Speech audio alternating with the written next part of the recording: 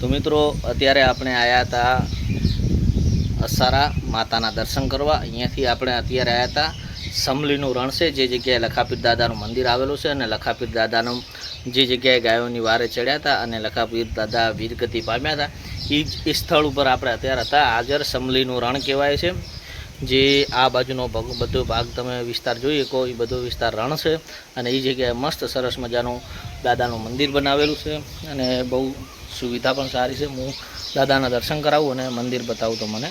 તો આ દાદાનું મંદિર છે, અને અહીંયા કંઈ લખેલ છે 1732માં દાદા ગાયની વારે ચડ્યા હતા, અને આ મંદિર સંવંત 2049માં બનાવેલું, એટલે વિક્રમ સંવંત 1732માં ગાયની વારે ચડ્યા હતા। અને આ લખાપીર દાદા છે, જય લખાપીર દાદા।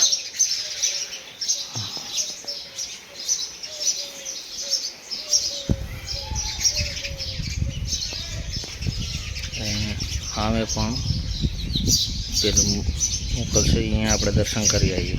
તો આ જગ્યાએ લખાપીર દાદાનું મૂર્તિ બનાવેલી છે, પાળીઓ ક્ષત્રિય વીર ગોહિલ કુલભૂષણ લખાપીર દાદા। તેને આ વિસ્તારને પંચ કેરડા કહેવાય। મિત્રો આ જગ્યાએ જે તે સમયમાં કે પોચ કેરડા હતા। આ જગ્યાએ યુદ્ધ થયું હતું લખાપીર દાદાનું, અને અમે જે સિંધમાંથી મુસ્લિમ રાજા હતો કોક એ ગાયો જો આવ્યો તો અહીંથી લઈ જવા, અને લખાપીર દાદાને કોકે કીધું કે આ જગ્યાએ ગાયાને લઈ જાય છે દુશ્મન। લખાપીર દાદા પછી એક પણ સમયની રાહ જોયા વગર તરત જ આ જગ્યાએ આવી ગયા હતા રોજો ઘોડો લઈને, અને દુશ્મનની સાથે યુદ્ધ કરતા હતા, ને યુદ્ધ કરતાં કરતાં આ જગ્યાએ કામ આવી ગયા। તે મિત્રો પછી એવું કહેવાય છે કે લખાપીર દાદા આ જગ્યાએ યુદ્ધમાં કામ આવી ગયા, અને દુશ્મન પણ જે હતો સામે એનું નામ ડાવલ શાહ હતું। મારા અંદાજ મુજબ એ ડાવલ શાહ હતા, એ ડાવલ શાહ હતો એ પણ યુદ્ધની અંદર મૃત્યુ પામ્યો હતો।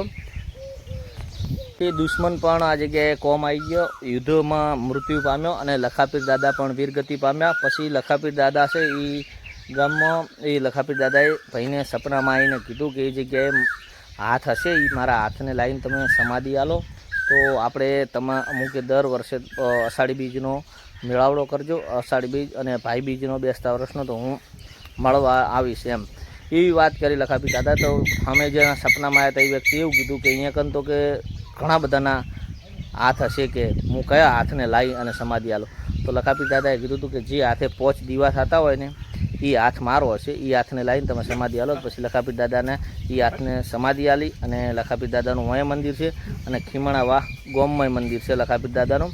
એ જગ્યાએ આનાથી મોટું ભવ્ય મંદિર છે એટલામાં છે। તો આ સમલી વિસ્તાર કહેવાય, રણ આખો, અને આ બધું સમલી બેટ તરીકે ઓળખવામાં આવે, અને આ જગ્યાએ યુદ્ધ થયું હતું। હવે અહીંથી 3-4 કિલોમીટર ખીમણા વાસ છે, અને આ બાજુમાં 3-4 કિલોમીટર અસારા છે। અને જે આપણને આ પાછળનો ભાગ દેખાય ને અહીંથી માત્ર પાકિસ્તાન છે ને 35 થી 40 કિલોમીટર થાય, અને અહીંથી ડાયરેક્ટ જ થર પારકર લાગે છે। થર પારકરમાંથી જે દુશ્મન હતો એ ગાયોને વાળવા માટે આવ્યા હતા।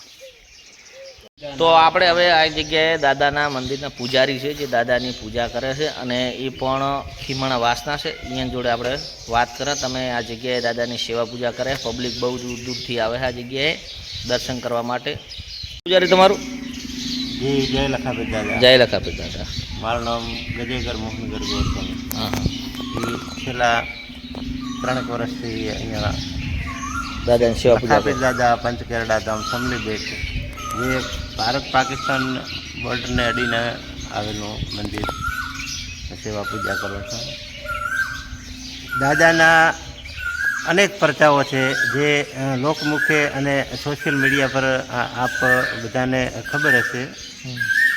અહીંયા વાવથી દેશી ભાષામાં આથમણી દિશાએ 14 કિલોમીટર ભારત પાકિસ્તાન બુકણા અને ઇશારાની સીમમાં શ્રી લખાપીર દાદાનું મંદિર આવેલું છે, જ્યાં યાત્રાળુઓને અહીંયા સુખ શાંતિસર દર્શન કરી શકે એવી ખુલ્લી જગ્યા, ને રાત વ્રત મોડા વહેલા આવે તો તેમને નાવા ધોવા, જમવાની, ચા પાણીની ફૂલ સગવડ થઈ શકે છે।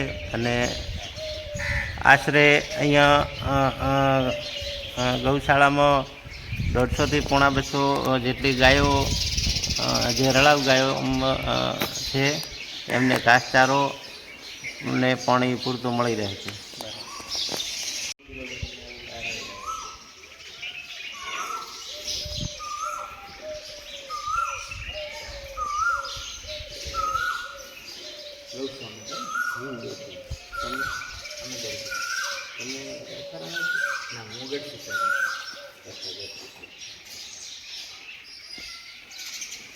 તો મિત્રો આ વિસ્તારને પંચકેડા વિસ્તાર કહેવાય છે. એનું ચમ કહેવાય હું તમને કહું. આ જગ્યાએ 5 કેળા આવેલા છે. એક આ કેળો, એક સામે કેળાનું ઝાડ છે, 1 2 3 અને 2 કેળા. તો મિત્રો એવું કહે છે કે આ 350 વર્ષથી આ કેળા એવડા ને એવડા છે, નથી વધતા કે નથી ઘટતા. દાદાની એવી અસીમ કૃપા છે કે આ કેળાનું ઝાડ છે ને એ એવડું ને એવડું, જેટલા લોકો આવે એટલા એમ જ કે આ તો કેળે 4ના છે, અમને વાપરતા નહીં, એટલા વર્ષોથી આ કેળા છે. અને આ મિત્રો રહેવાની બધી સુવિધા છે અહીંયા. અને આ ગૌશાળા છે. અહીં કને તમે આ જોઈ શકો છો કે આ ગૌશાળા છે અત્યારે. અને સારી સેવા કરે છે બધા લોકો, ગામવાસીઓ, યાત્રાળુઓ આવે એ પણ એમનું સારું સેવા બીજી બધી સારી છે અહીં કને.